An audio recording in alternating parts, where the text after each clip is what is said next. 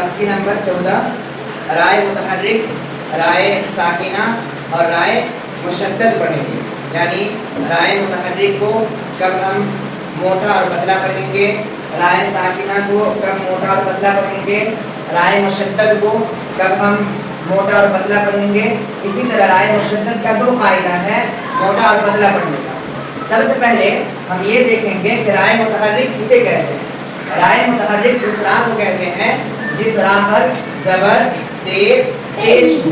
تو جس راہ پہ زبر زیر پیش ہو اس راہ کو کیا بولتے ہیں؟ رائے متحرک. اس کے بعد دوسرے نمبر پر ہے رائے ساکنہ. رائے ساکنہ کی ڈیفینیشن ہے کہ جس راہ پر جزم ہو اس راہ کو رائے ساکنہ کہتے ہیں. اسی طرح رائے مشدد. رائے مشدد اس راہ کو کہتے ہیں جس راہ پر تشدید ہو اس راہ کو رائے مشدد کہتے ہیں. اب ہم یہ جانیں گے کہ رائے متحرک کو کب پر اور باریک پڑھیں گے، یعنی رائے متحرک کو کب موٹا پڑھیں گے اور کب پتلا پڑھیں گے. تو ڈیفینیشن یہ ہے کہ جس راہ پر زبر پیش ہو اس راہ کو موٹا پڑھیں گے، جس راہ پر زبر پیش ہو اس راہ کو موٹا پڑھیں گے، اور جس راہ کے نیچے زیر ہو اس راہ کو پتلا یعنی باریک پڑھیں گے.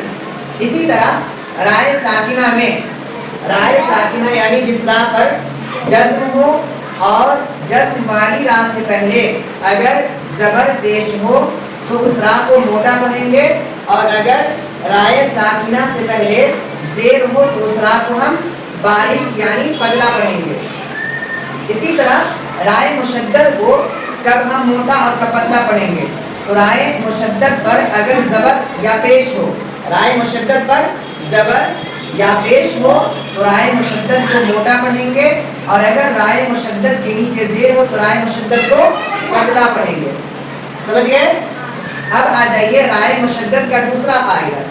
اس کو یہ ہے کہ اس راہ کو یعنی جس مشدد والی تشدید والی راہ پہ زبر پیش ہے تو اس کو ہم موٹا پڑھیں گے ہی، لیکن رائے مشدد سے پہلے اگر زیر ہو، رائے مشدد سے پہلے اگر زیر ہو تو اس راہ کو ہم شروع سے ہی موٹا پڑھیں گے.